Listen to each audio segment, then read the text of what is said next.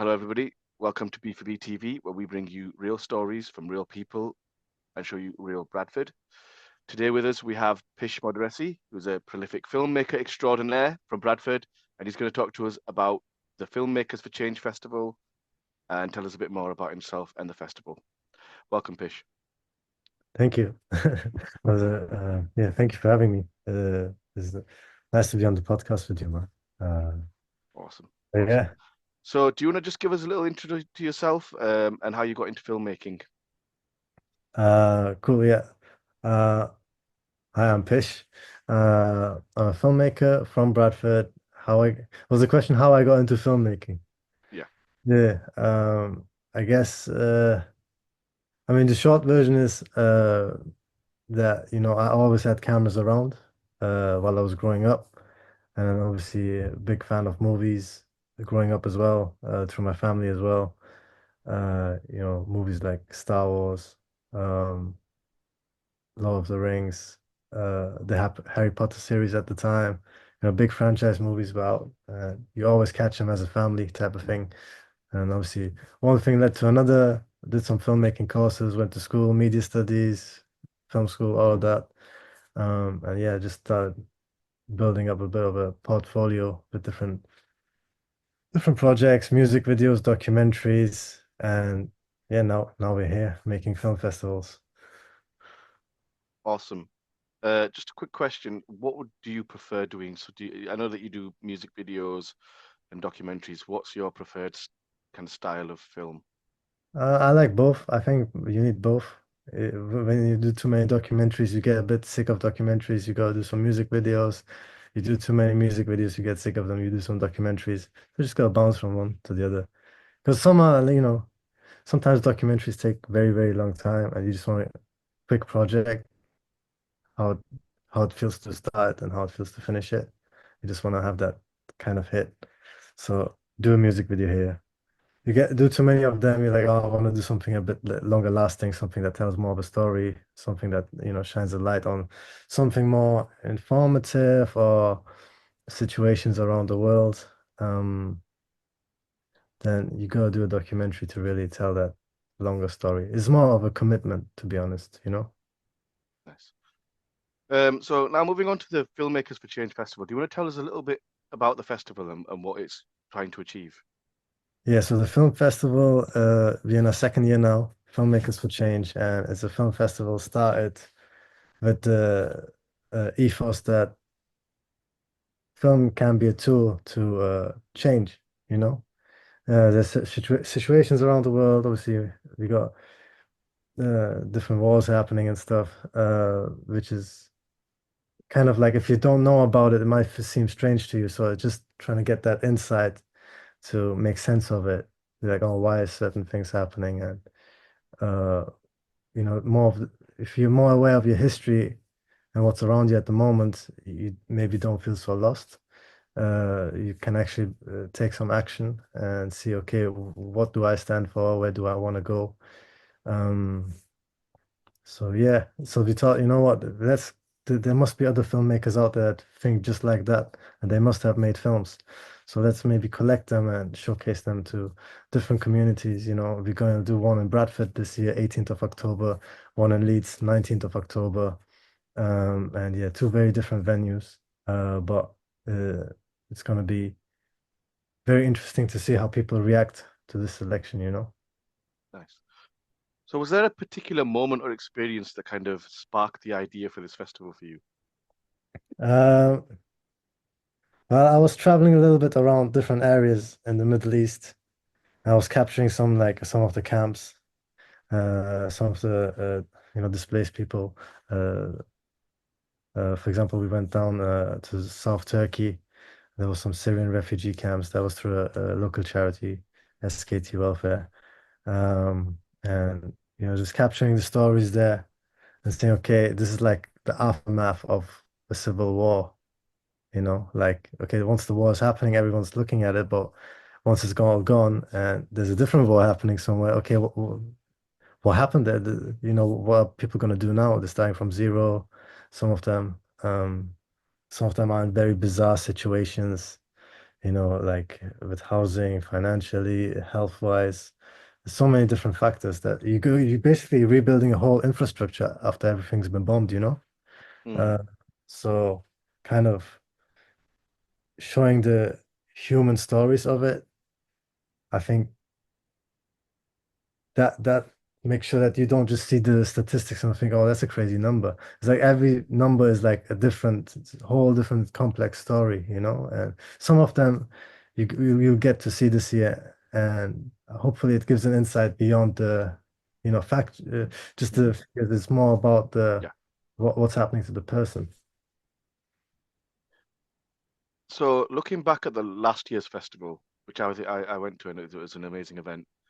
Can you share like one of the films that you found that really touched your heart or really had an impact on you from last year's film festival? I think there was one called Pushing Dhaka. That one was quite powerful. That one was about street kids in Bangladesh and how they're using skateboarding as a tool to, counter things such as, um, child drug usage, poverty. And, some of those kids that are now skateboarding, they've been through like really rough things.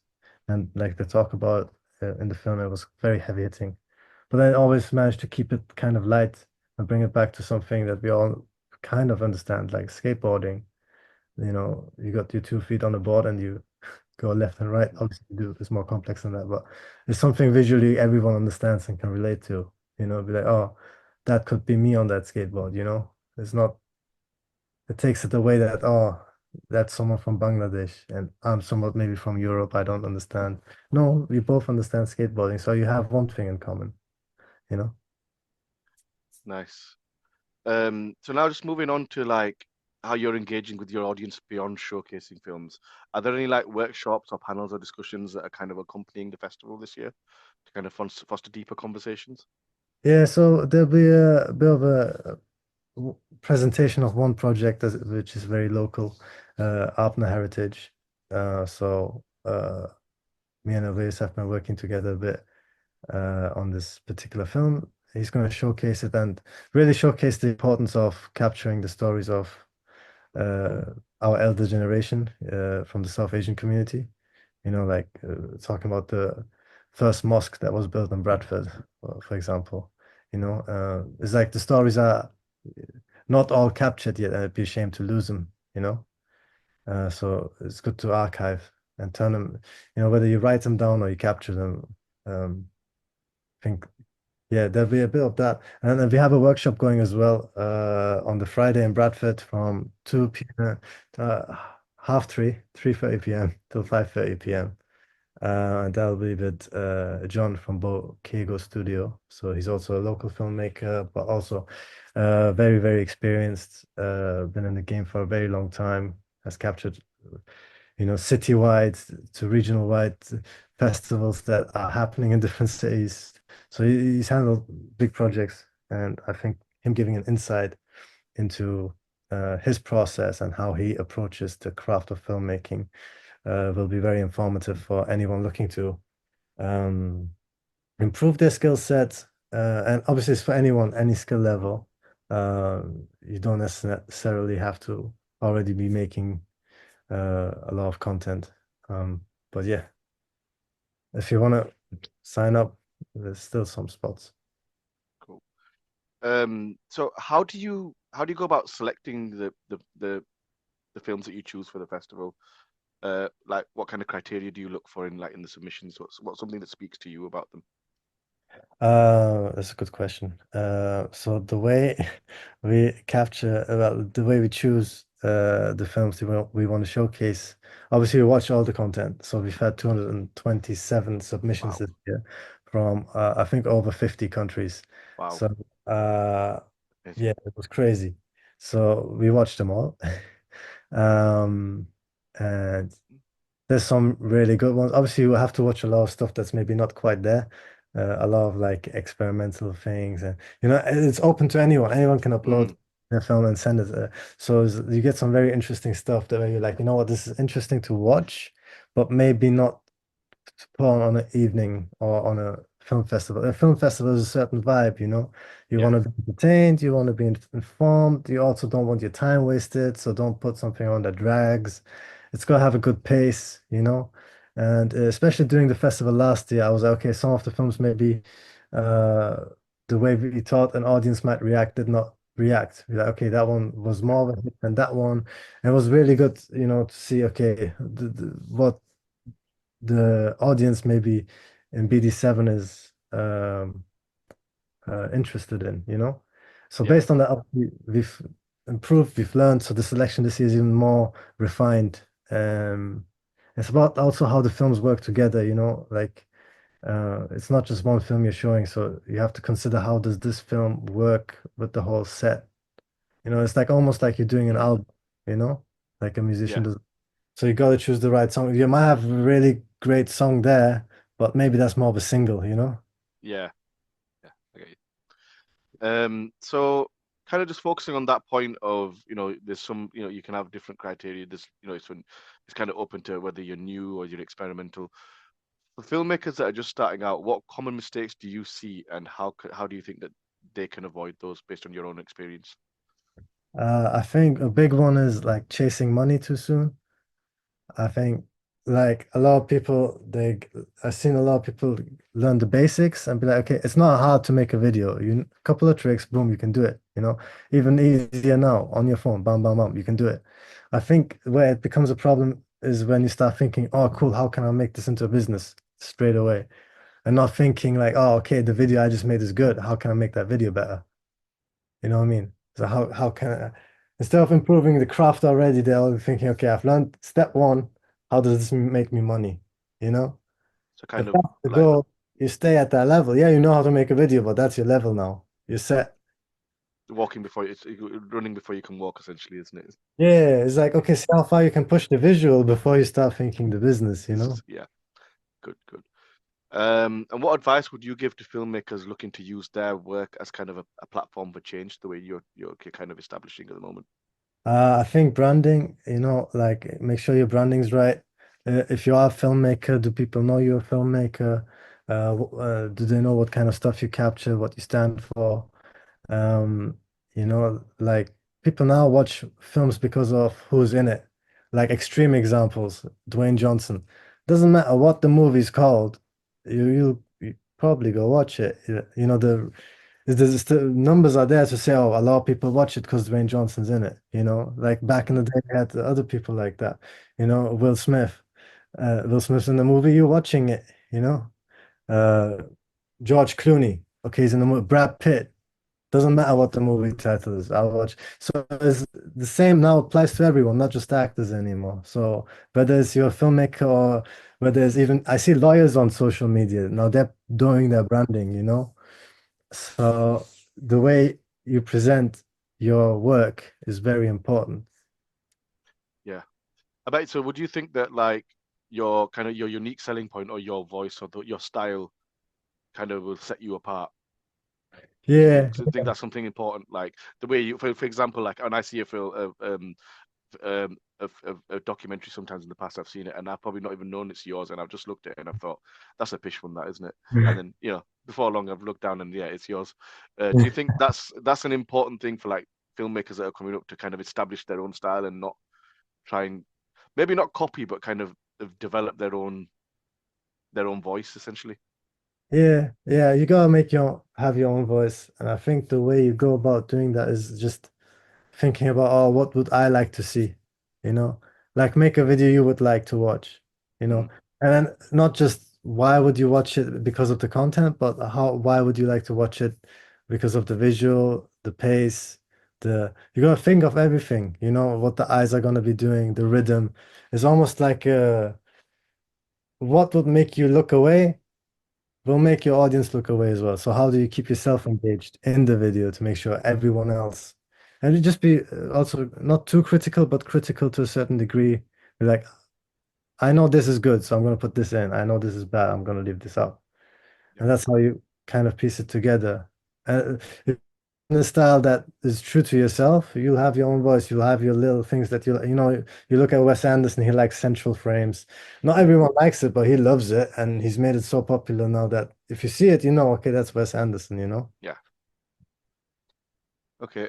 So just going back to the film festival, are there any kind of themes or special, and I won't call them initiatives. It's like is there kind of a specific focus on any theme in the festival this year, Yeah, or so is it kind of just quite broad? no, we're looking at migration, war, mental health. Um, a lot of the stories have a common thread going through them. Hmm. Oh, and it will take you on a journey, to be honest, of going from very, very local problems, such as maybe addiction, all the way to global problems, but maybe looking at it from a mental health perspective. We've got one film that's looking at uh, a young man with Arabian background, Arabic background, living in Sweden, and how he's kind of dealing with his mental health there, the stigmas he has, his parents. Uh, I don't want to give too much away, but for Yeah. example, if the parents believe mental health is not really a thing, that stigma is in a lot of Hmm. communities I see. So it's addressing those types of things. Um, yeah, I think, does that answer your question? Yeah, definitely answers the question. So beyond the festival, what other projects are you working on that kind of align with your passion of using film as a medium for change? So I'm putting together a few documentaries that I haven't like posted too much about yet. I've captured them, but I thought I need a bit more time to just piece them together.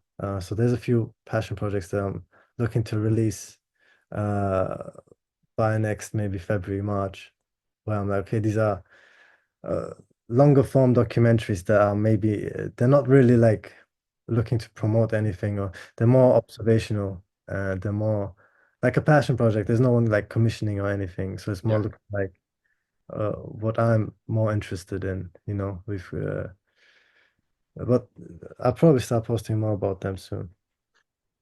cool. So do you just want to give us, before we kind of sign off, do you want to give us information about the festival? When is it? Where does it? Where can you get tickets?